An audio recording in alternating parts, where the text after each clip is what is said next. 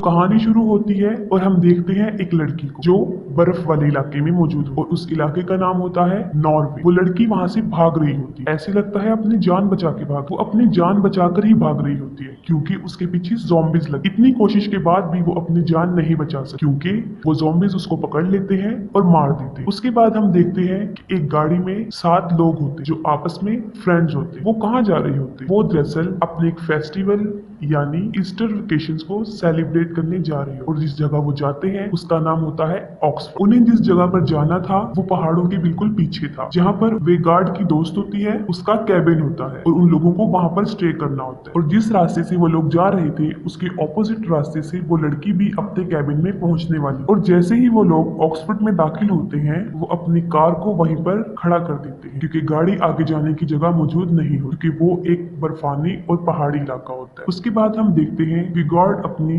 Snow bike rack पर बैठता है और बाकी सब उसको फॉलो करते हुए उसके पीछे जाते हैं और थोड़ी ही देर बाद वो उस कैबिन तक पहुंच जाते हैं जहां पर उन्हें पहुंचना होता है। वो लोग स्नो में काफी इंजॉय करते हैं। इसके बाद हम देखते हैं कि रात हो जाती है। लिव घर में जा रही होती लेकिन वो देखती है कि वहां पर कोई मौजूद है। वो काफी डर जाती है और भागते हुए उस कैबिन में आती है और अपने सब फ्रेंड्स को बताती है कि उसने वहां पर कुछ देखा है। वो लोग उसकी बात सुनकर फौरन उठ खड़े होते हैं और देखने जाते हैं कि वहां पर कौन है। और जैसे ही वो वहां पर पहुंचते हैं उन्हें कुछ दिखाई नहीं देता। इसके बाद फौरन ही वहां पर एक आदमी आ जाता है और वो उनसे कॉफी का एक कप मांगता है। कॉफी मांगने के बाद बड़ी अजीब हरकत करता है और वो क्या है, वो ये थी कि वो कॉफी की बजाय उनकी बेल्स उठाकर पी जाता है। वो बिल्कुल ऐसे ही ट्रीट कर रहा था कि जैसे वो उसका घर है और वो लोग उसे काफी अरसे से जानते हैं। इसके बाद वो आदमी उस जगह के डार्क पास्ट के बारे में बताना शुरू करता है। वो बताता है कि जब सेकेंड वर्ल्ड वॉर पेश आई थी तो कुछ नॉजिस ने उस जगह पर कब्जा कर लिया था। उस वक्त उस जगह का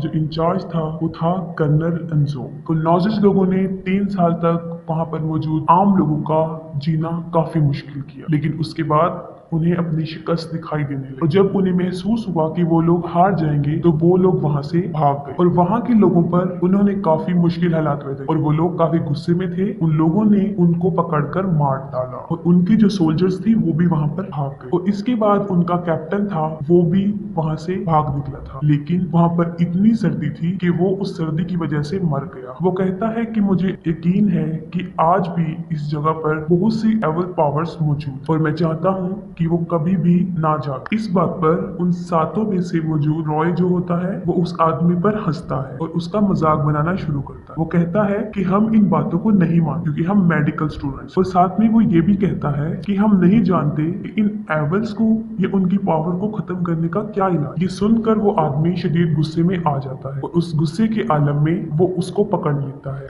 और कहता है कि जब तुम्हारी आंतों को बाहर निकाल दिया जाएगा क्या इसका इलाज है तुम्हारे पास? उस हालत में तुम क्या करो? वो उन लोगों को वार्निंग देता है और वहां से चला जाता है और कुछ फासले पर वो टेंट लगाता है। उसे भूख लगी होती है और वो खाना खाता है और थोड़ी ही देर बाद कुछ आवाजें सुना, लेकिन उसे नहीं पता होता ये किस चीज की आवाज। वो पता लगाने के लिए देखने जाता है कि ये किसकी आवाज है तो कुछ फासले पर उसको एक ज़ॉम्बी खड़ा हुआ नजर आता है। वो उस ज़ॉम्बी से अपनी जान बचाने का सोच रहा होता है कि अचानक दूसरा ज़ॉम्बी उसके पास आता है और उसके गले को काट दिया जाता है, लेकिन फिर भी कोशिश करके हिम्मत करके वो उस ज़ॉम्बी से अपने आप को छुड़ाता है और फौरन अपने टेंट में चला जाता है, लेकिन उसके साथ ज़ॉम्बी भी चला जाता है और वो उसको वहीं पर मार डालता है। उस आदमी की बातों का विगार्ड पर काफी असर हुआ था और उसको अपनी दोस्त सारा की बहुत फिक्र हो रही और वो ये फैसला करता है कि वो सारा को ढूंढ कर लाएगा और वो अपने दोस्तों को कहता है कि मैं जा रहा हूँ और अगर मैं कल तक वापस ना आया तो हमारी कार जो खड़ी है वो उसके पास जाएं और वहां से हेल्प ले सकते हैं। इसके बाद विगर्ड वहां से चला जाता है और जैसे ही वो वहां से चला जाता है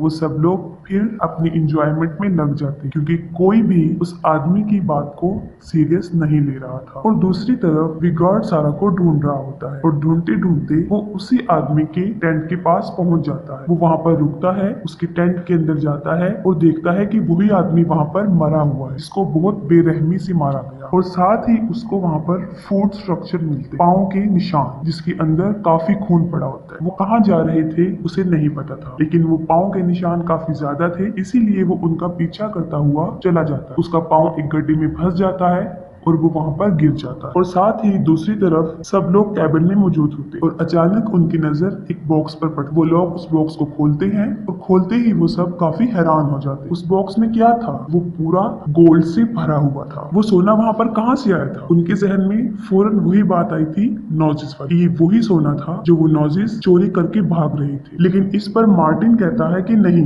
तुम गलत सोच रहे हो। इसके बाद आयरलैंड घर में दाखिल होता है और उसके पीछे पीछे क्रिस्बी भी उसके साथ चली जाती। उसके बाद आयरलैंड तो वापस आ जाता है लेकिन क्रिस्ट वापस नहीं आती। वो कहाँ गई होती? क्योंकि वो अभी तक आउट हाउस में ही थी। वो वहाँ पर इसलिए होती है कि उसे महसूस हो रहा होता है कि शायद आयरलैंड उसके साथ कोई मजाक कर रहा होता है, क्योंकि उसे ऐसा महसूस होता है कि उसे बाहर से कोई देख रहा है। अभी वो ये सोच ही रही होती है कि अचानक से एक ज़ॉम्बी उस पर अटैक कर देता है। वो काफी चीखती चिल्लाती है और अपने केबिन की तरफ भागती है। और जो लोग केबिन में मौजूद होते हैं उन्होंने काफी लाउड वॉल्यूम में म्यूजिक लगाया होता है, जिसकी वजह से क्रिस्ट की आवाजें उन तक नहीं पहुंच। लेकिन हैना सुन लेती है। वो फौरन म्यूजिक बंद करती है और देखती है कि ये किस चीज की आवाज। वो बाहर की तरफ देखती है। तभी क्रिस्ट को ज़ॉम्बी पकड़ लेता है और वो ज़ॉम्बी क्रिस्ट को अपने साथ पकड़कर ले जाता है। हैना काफी देर तक बाहर देखती रहती, लेकिन उसको बाहर कुछ नजर नहीं आ रहा होता। वो सोचती है कि यहाँ पर जरूर कोई गड़बड़ है। वो कहती है कि मुझे कुछ ठीक नहीं लग रहा होता। वहाँ पर मौजूद उसके 3 दोस्त होते, वो उनको लेकर बाहर आती है ताकि वो क्रिस्ट को ढूंढ सके। वो चारों लोग मिलकर क्रिस्ट को ढूंढते हैं लेकिन क्रिस्ट उनको नहीं मिलती। उन्हें क्रिस्ट तो नहीं मिलती, लेकिन वहाँ पर एक बैग मौजूद होता जो कि सारा का होता, इसका वो कैबिन था। अब उन लोगों को उस जगह के बारे में डाउट होने लगा और वो लोग उस जगह को अच्छा नहीं समझ। और हैना मुसलसल बाहर देखती है। हैना बाहर देख रही होती है कि अचानक वो देखती है कि वहाँ पर क्रिस्ट आ गई। इसको देखकर वो काफी मुतमईन हो जाती। क्रिस्ट को थोड़ी देर देखने के बाद वो देखती है कि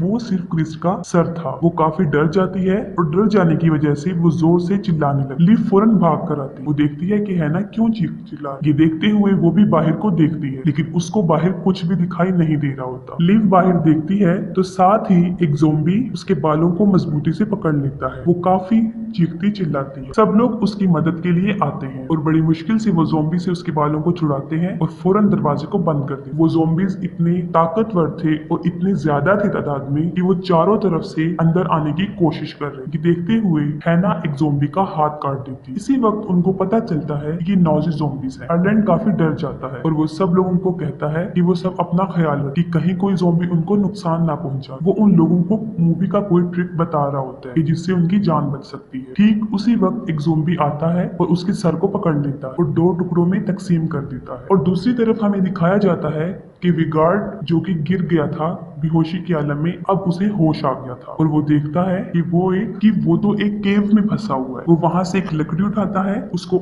आग जलाता है ताकि रोशनी हो सके और वो दोबारा अंदर जाकर देखता है कि वो क्या है। तब उसे पता चलता है कि वो एक खुफिया रास्ता है और वहां पर काफी चीजें मौजूद होती, जैसे कि वहां पर उसको हथियार मिलते जो कि जर्मन के और उसके साथ काफी हेलमेट्स भी होते हैं। वो हेलमेट्स को देख रहा होता है कि वो देखता है कि उन हेलमेट्स के साथ सारा का सर भी पड़ा हुआ है वहां पर, जिससे ये जाहिर होता है कि सारा मर चुका। ये सब देखने के बाद वो उस टनल से बाहर आता है और जैसे ही वो बाहर आता है एक ज़ॉम्बी उसको पकड़ लेता है, लेकिन वो फिर भी ज़ॉम्बी से मुकाबला करता है और अपनी जान बचाने की कोशिश करता है। लेकिन ठीक उसी वक्त एक और ज़ॉम्बी जो कि जमीन में से निकल रहा होता है और दूसरी तरफ बाकी लोग जो कि कैबिन में मौजूद होते हैं वो एक प्लान बना रहे हो। वो कहते हैं कि 2 लोग जो ज़ॉम्बी को बातों में लगाएं, मतलब उनका ध्यान इधर उधर बटाएंगे और बाकी 2 लोग जो कि वहां पर गाड़ी से मदद लेकर आए। इसके बाद हम देखते हैं कि मार्टिन और रॉय जो कि उन ज़ॉम्बी का जहन इधर उधर करने आते कि वो उनकी तरफ मुतवज्जा ना हो और दूसरी तरफ हैना और लिव अपनी मदद के लिए उस कार की तरफ भागती। वो लोग रास्ता भूल जाती हैं। इतनी बड़ी मुसीबत में फंसने के बाद ये काफी नहीं होता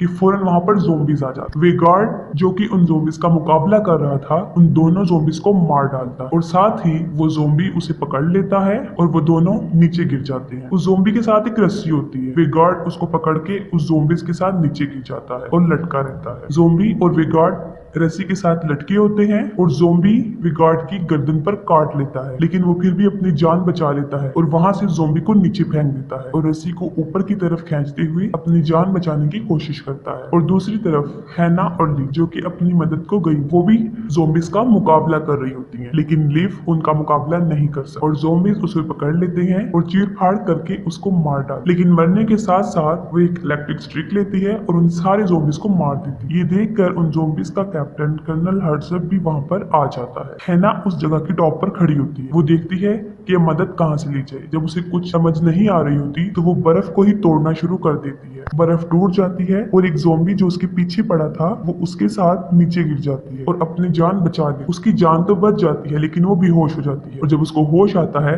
तो वो देखती है कि उसके ऊपर काफी बर्फ है, यानी वो बर्फ के नीचे दबी हुई है। वो अपने इर्द गिर्द देखती है तो वो देखती है कि एक ज़ॉम्बी भी है जो उसके साथ वहाँ पर दबा हुआ था, लेकिन वो जिंदा था। वो बगैर वक्त जाया किए उसको मार डालती है और वहाँ पर वे गार्ड जिसकी गर्दन काफी जख्मी थी वो खुद ही अपनी गर्दन को टांगों से जोड़ देता है। उसके बाद वो अपनी पिस्टल लेता है और अपनी स्नो बाइक पर लगाता है और उन ज़ॉम्बीज को मारने के लिए निकल जाता है। और मार्टिन और रॉय जो छुपे होते हैं वो उन ज़ॉम्बीज का जहन बटाने के लिए वहाँ पर छुपे होते हैं ताकि वो चुपके से उनको मार डाले। रॉय एक ब्लास्ट को बाहर फेंकने की कोशिश करता है लेकिन वो उनके कैबिन में ही फूट जाता है और कैबिन में आग लग जाती है। उस आग से बचने के लिए वो दोनों वहाँ से भाग जाते हैं और उसके बाद वो एक शेड में जाते हैं। वो शेड में क्या देखते हैं कि वहाँ पर बहुत सारे औजार पड़े हुए हैं। वो डिसाइड करते हैं कि वो ये हथियार उठा लेंगे और इनके जरिए इन ज़ॉम्बीज का मुकाबला करेंगे। वो जैसे ही बाहर निकलते हैं वहाँ पर ज़ॉम्बीज की एक फौज आ जाती है। वो उन हथियारों की मदद से उन ज़ॉम्बीज को एक एक करके मारते हैं। जैसे ही ज़ॉम्बीज मरते जाते हैं एक के बाद एक ज़ॉम्बीज आता जाता है और काफी सारे ज़ॉम्बीज उनके सामने आ जाते हैं। ठीक उसी वक्त पर